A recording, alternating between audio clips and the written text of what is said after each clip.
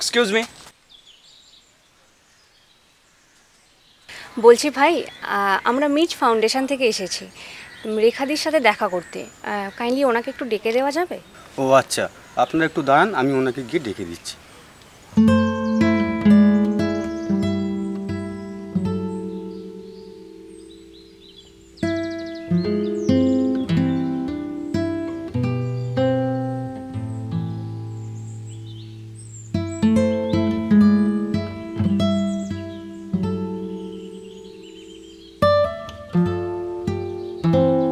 বলছি আপনাদেরকে ভেতরে ডাকছে, আসুন। হ্যাঁ,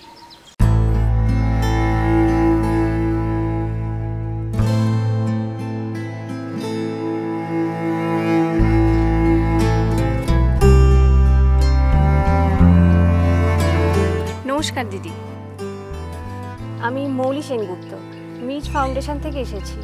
অ্যাকচুয়ালি আমরা নারী অধিকার নিয়ে কাজ করি। আর আমি রাহুল সাহা। নমস্কার। পলাশ, ওনাদের একটু জল দেবে? না না দিদি, লাগবে না, আমরা জল খাবার খেয়ে এসেছি। একটু কোথাও বসা যাক।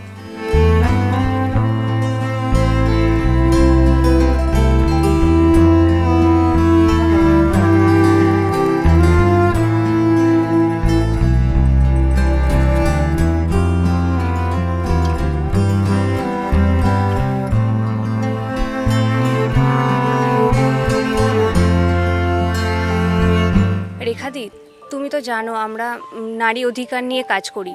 তো তোমার জীবনের কিছু অতীত সম্পর্কে আমরা সত্যিটা জানতে চাই। কারণ নানা লোকে নানা রকম মন্তব্য করে। কেউ বলে তুমি তোমার পুরনো ভালোবাসাকে ফিরে পাওয়ার জন্য তোমার স্বামীকে হত্যা করেছো। আবার কেউ বলে তুমি নাকি সাইকো পেশেন্ট, মানুষ মারাটা তোমার কাছে খুব আনন্দের। তো সেই কারণেই আমরা এসছি আজকে তোমার কাছে আসল সত্যিটা জানতে। আর তাছাড়া আমরা চাই মানুষ যাতে তোমাকে ভুল না বোঝে, মানে তাই আজকে এই সাক্ষাৎকার। আসলে কি জানো তো, একটা সত্য বহু মিথ্যের পর্দাকে সরিয়ে দিতে পারে। কে কি বলল সেসবে আমি কান দিই না।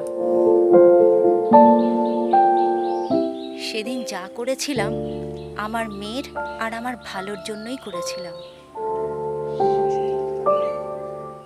একটা পাগলও নিজের ভালো বোঝে, আর আমি তো সুস্থ মানুষ। এই সমাজের মানুষ যা ঘটে না তার চাইতে বেশি রটাতে পছন্দ করে। যাক, তোমরা যখন এসেছো আমি সত্যি কথাটা বলবো।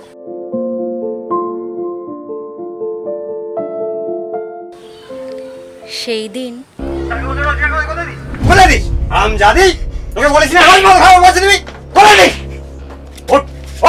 তোকে আজ মেরেই ফেলবো, মেরেই ফেলবো, তোকে মেরেই ফেলবো, তোকে আজ মেরে ফেলবো, মেরে ফেলবো। তোর এত দেশ, এত দেশ কি জানে?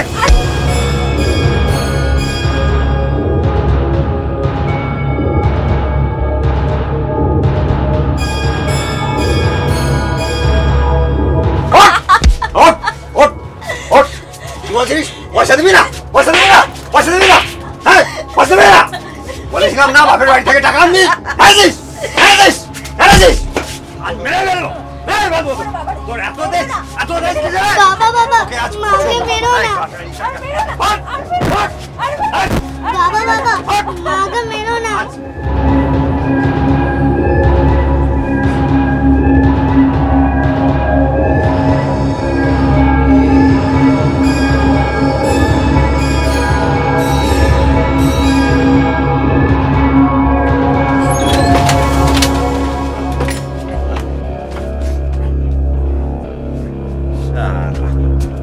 দেখাচ্ছি।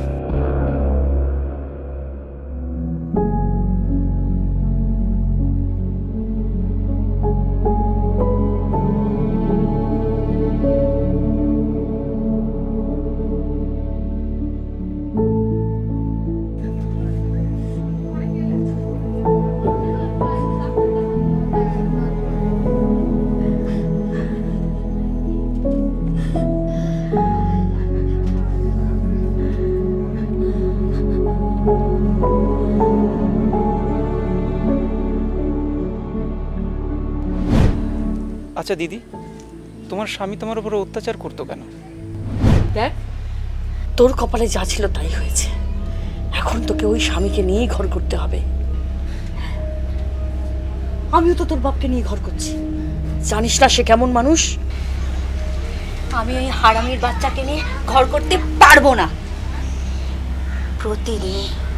প্রতিদিন মদ খেয়ে এসে একটু একটু কথায় আমাকে মারধর করে। আর কত সইব, আর কত সইতে হবে? আমি আর পারছি না, সত্যি বলছি, আমি আর পারছি না। এই চুপ কর, এক্ষুনি তোর বাপ এসে পড়বে। চুপ কর, চুপ কর।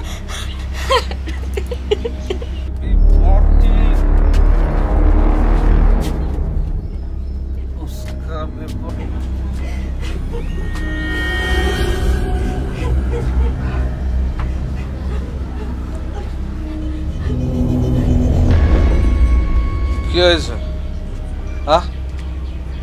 কি হয়েছে রে? কি ও এখানে কেন? এখানে কেন এসেছিস? হ্যাঁ, তোর জন্য, শুধুমাত্র তোর জন্য আজকে ওর এই অবস্থা। আর বাপটা? হ্যাঁ, বাপটা কেমন সেটা বললে না তো। আজকে তোমার জন্যে আমার আর আমার মেয়ের এই পরিস্থিতি। কোনোদিন ভেবে দেখেছো আমাদের দুজনের কি লাগবে কি না লাগবে? ছি ছি, তোমাকে স্বামী বলে পরিচয় দিতে আমার লজ্জা করে। একটা মালখোর মাথা। এই শালি, এই বেশি হটর ফটর করবি না, তোর জিভ টেনে ছিঁড়ে নেবো। পিঠে পিঠে পাটা করলে না, বুঝবি? বহুত দিন পাটা করিনি। চল ঘরে, চল ঘরে।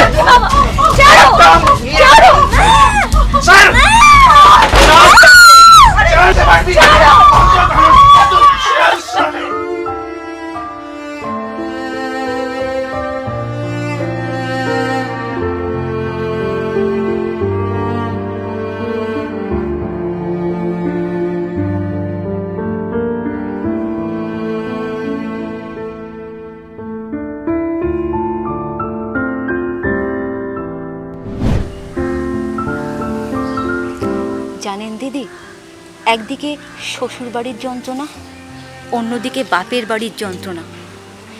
একটুকুনিও সুখ শান্তি ছিল না। তার উপরে তোর কপালে যা ছিল তাই হয়েছে। এখন তোকে ওই স্বামীকে নিয়েই ঘর করতে হবে। আমিও তো তোর বাপকে নিয়ে ঘর করছি। জানিস না সে কেমন মানুষ?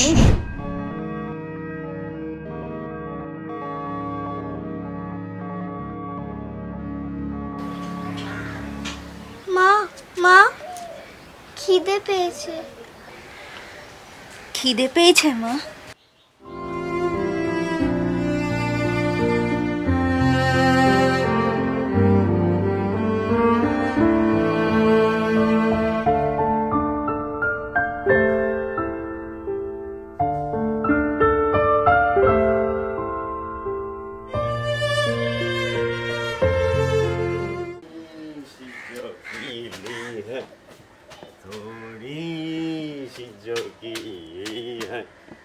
जुली अशीला रानू जमालू कहीं हम गिर न पड़े।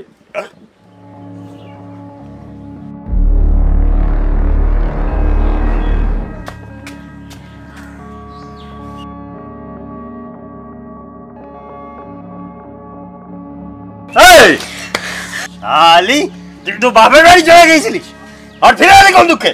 এখন ছাড়ো এসব, মেয়েটার খিদে পেয়েছে। ছাড়বো তোকে, খিদে পেয়েছে? তোর মেয়ে কি খাবে তুই জানিস? কেন, ওটা কি তোমার মেয়ে নয়? তোরা কেউ আমার না। তোর বাপ আমার থেকে টাকা ধার করে মদ গিলেছিল, আর টাকা শোধ করতে না পেরে তোকে আমার হাতে তুলে দিয়েছে। আমি কি তোকে নিজে তুলে এনেছি নাকি?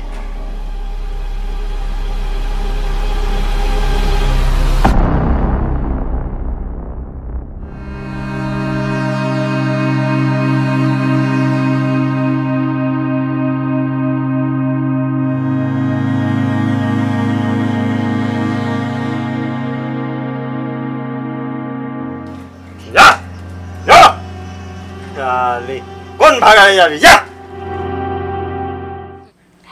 তোকে তো আগেই বলেছিলাম, হয় তোকে মারতে হবে নয়তো তোকে ছাড়তে হবে, কারণ এই দিন আমিও দেখে এসেছি রে।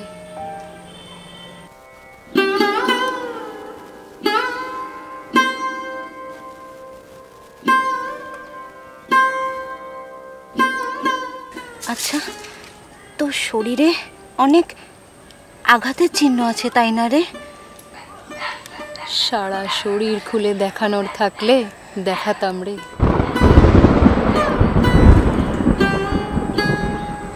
আচ্ছা, তারপর কি করলি?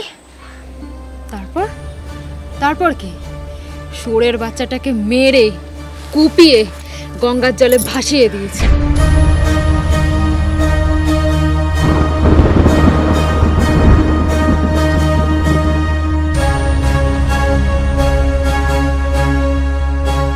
না না, আমি তা করতে পারবো না। তাহলে তাহলে আর কি করবি? প্রতিটি দিন প্রতিটা রাত সহ্য করবি অত্যাচার আর অশান্তি? কারণ মেয়ের বাড়ির থেকে ভালো কথা বলা বা শোনার আশাটা ছেড়ে দে। তাতে যদি তোর বর তোকে মেরে গলায় দড়ি বেঁধে টাঙিয়েও দেয়, তবুও তোর বাড়ির লোক বলবে মেয়ের কপালের দোষ ছিল, যা হবার তা হয়ে গেছে।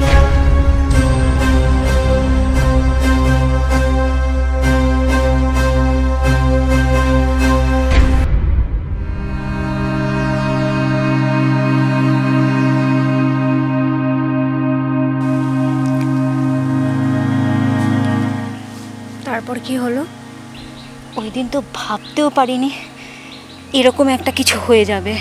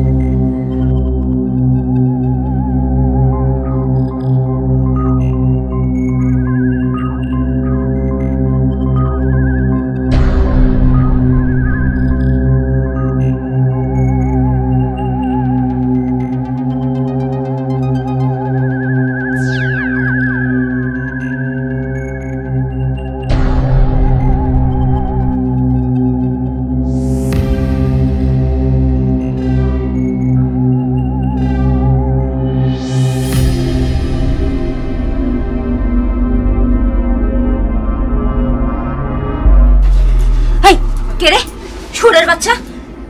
তোর স্বামী আমার কাছ থেকে টাকা ধার নিয়েছিল মদ খাবে বলে, আর তুই শোধ করবি।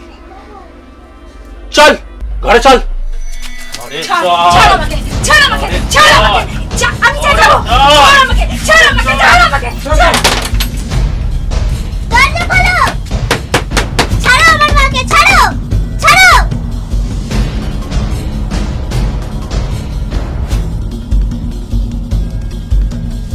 মা, মা, খোলো দরজা।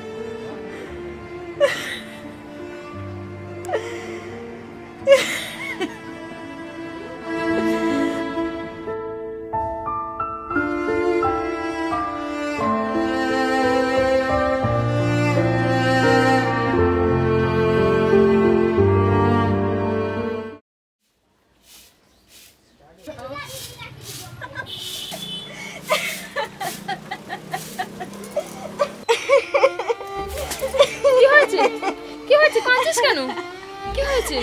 কি হয়েছে? কাঁদছিস কেন? কি হয়েছে বল?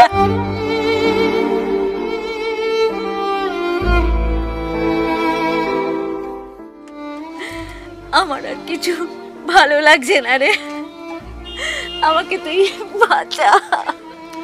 অনেক সহ্য করেছিস, অনেক হয়েছে, এবারে যেটা বলছি সেটা কর। এবার তোর মুক্তি নেওয়ার পালা। এই নে ধর, একেবারে বুকে চাপিয়ে দিস, না হলে ধর থেকে গলা কেটে আলাদা করে দিবি। না না, আমি এসব পারবো না, আমি এসব পারবো না, না না আমি এসব পারবো না। মনে রাখবি, অন্যায় যে করে আর অন্যায় যে সহে, দুজনেই সমান অপরাধী। এবার তুই কি করবি সিদ্ধান্তটা সম্পূর্ণ তোর।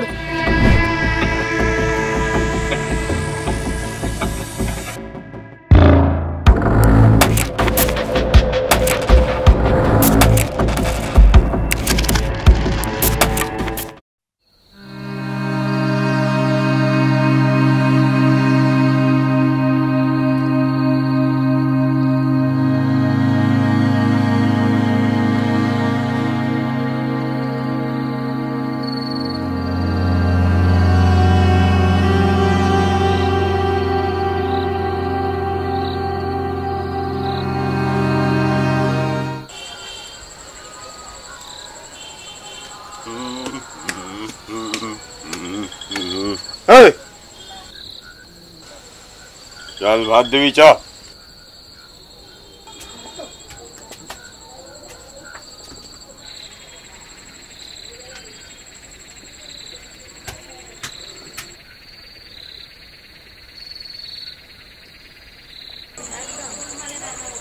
বাবু, তুমি এখানেই বসো, কোথাও যাবে না, কোনো কথাও বলবে না। আজ থেকে আমরা মুক্ত। ঠিক আছে মা।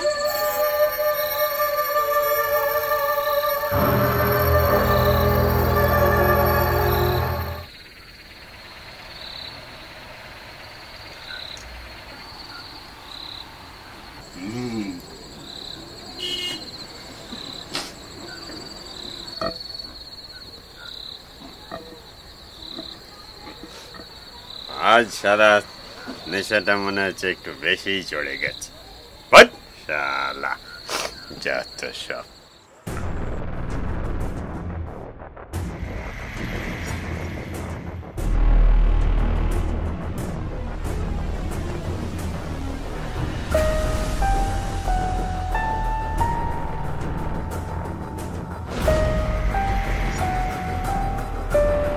আজকে যেন মনে হচ্ছে একটু বেশি কিরম লাগছে।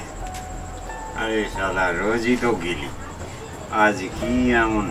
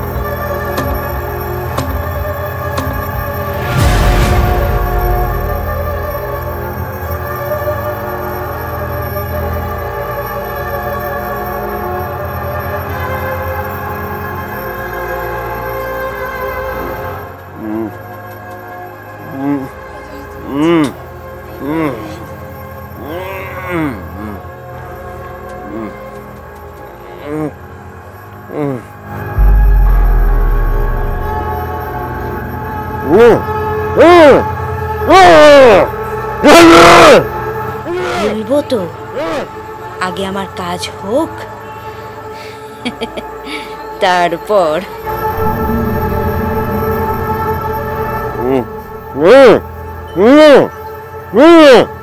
মারবি?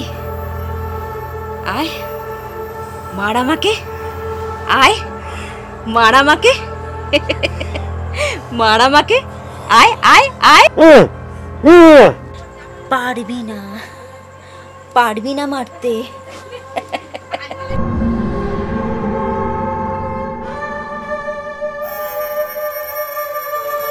অনেক মেরেছিস, আর নয়, আর আমি সহ্য করব না। এবার আমি তোকে মারব, মেরে তোকে কুচো কুচো করে দেবো।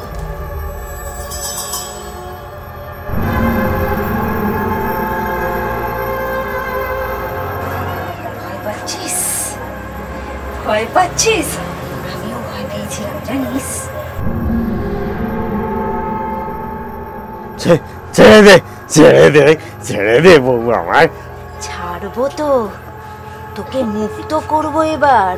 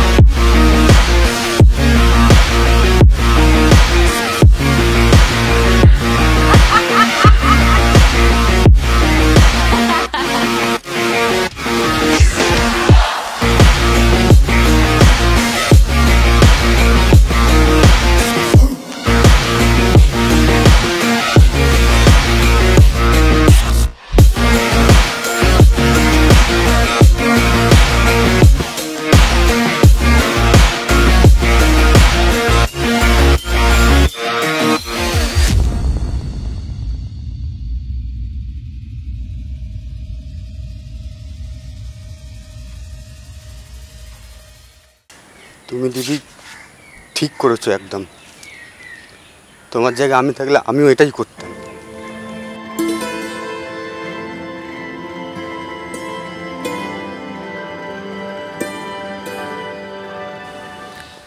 আচ্ছা দিদি, তারপর কি হলো? তারপর আর কি, নিজেকে থানায় ধরা দিলাম, কোর্টে বিচার হলো, তারপর 7 বছর পর মুক্তি।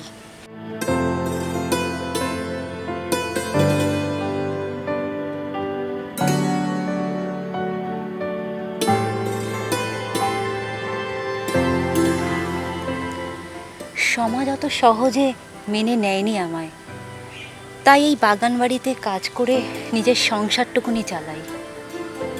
আচ্ছা দিদি, তোমার মেয়ের কি হলো? এই বাগান বাড়ির যিনি মালিক, উনি খুব ভালো মানুষ। উনি আমার মেয়েকে দূরে বোর্ডিংয়ে ভর্তি করে দিয়েছেন। আমি চাই না আমার মেয়ের ভাগ্যটাও আমার মতো হোক।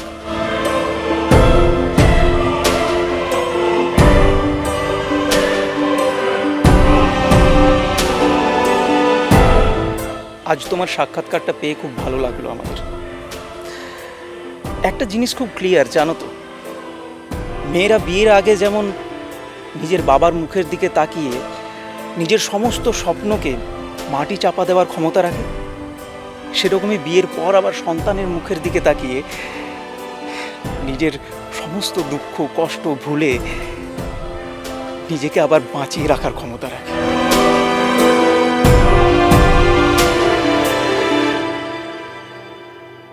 এ তো শুনলেন রেখাদের জীবনে ঘটে যাওয়া একটি ভয়াবহ ঘটনা।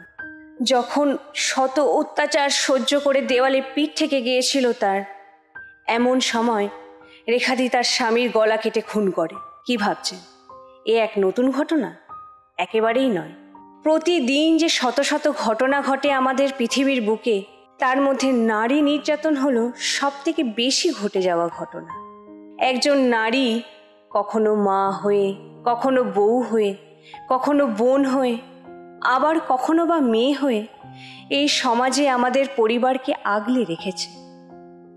একটু সুখের জন্য ভরসা করে নিজের বাবা মায়ের পরিবার ত্যাগ করে স্বামীর হাত ধরে চলে আসে সে। তাহলে আমরা কি পারি না?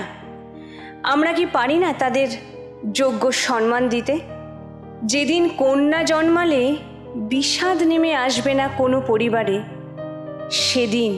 সেই দিনই নারী তার যোগ্য অধিকার পাবে। আসুন আমরা সকলে প্রতিবাদ কণ্ঠে বলি, সমাজে নারী নির্যাতন বন্ধ হোক।